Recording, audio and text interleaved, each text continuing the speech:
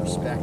Was dragging some baits down off actually a ledge. I felt the shallowness of a ledge, and then I felt a free fall, and I turned to Jeff and actually said, Jeff, I just felt it drop off. I caught one right before this one too, doing the same thing.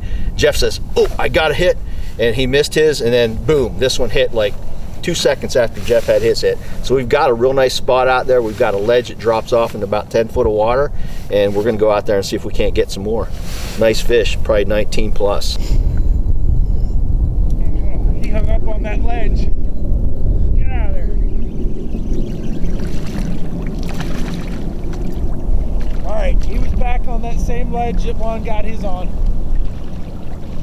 Just like you said, Juan, it was a nice drop off. Now Juan just did this by hand, just by feeling the jig come down, but you can see it went from 6 to 10 pretty quickly, and it's jumping back up and then back down. These are just ledge trenches, you know, and we just drifted.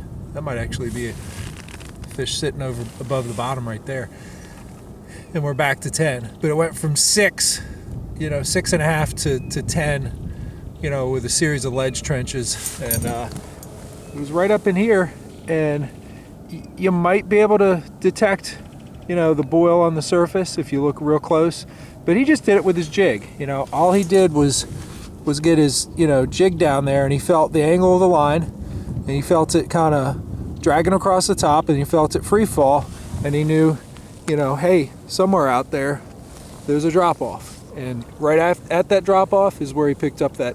It ended up being a 19.5 incher, right at 4 pounds.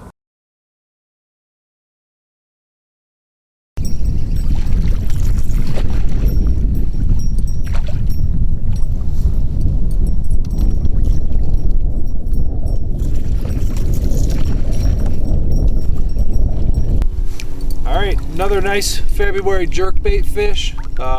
This one in an area that we hadn't caught them in before. It's nice to, you know, catch good fish like that in a spot you haven't caught before. And the technique was just zigzagging back and forth, just running around, covering a lot of water, looking around. Once I found that deeper water, put a jerkbait on it. You know, first nice long drift through there. This one latched on. We're gonna go see if we get some more. Thank you, thank you, thank you. Beautiful, beautiful animal. There he goes.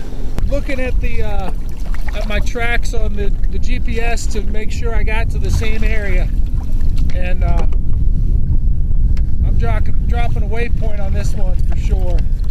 We got a good spot we found. All right, nice fat 18 incher right where I just got the 19. Use the suspending jerkbait as a means to locate fish. Went back in with a finesse jig and craw, and now we're going to pick it apart. See how many big fish are in this one spot. See you later, fat fishy. Okay, we're coming up on where I marked the waypoint for the 18.25 incher, and generally here, I mean, we're at 6.2. A lot of this pool is deeper, is like 8, 9, 10 feet, and that's our pattern today, is to find the areas where you have big, deep, expansive areas and get to the upstream side of it, and where it's you know, coming up shallow again, up at the top. That's where the aggressive fish have been. The 18 and 19 I caught earlier, that was also at the top of a long, you know, deep area as it was, you know, getting shallow into like the 4 foot range. On sunny days in late winter, fish will pull into the shallows where the temperature can be several degrees warmer. Tom Pelton's story on winter kayak fishing will air on February 29th, 2012 on National Public Radio, WYPR 88.1 FM in Baltimore. To hear a podcast of the story, use the posted link.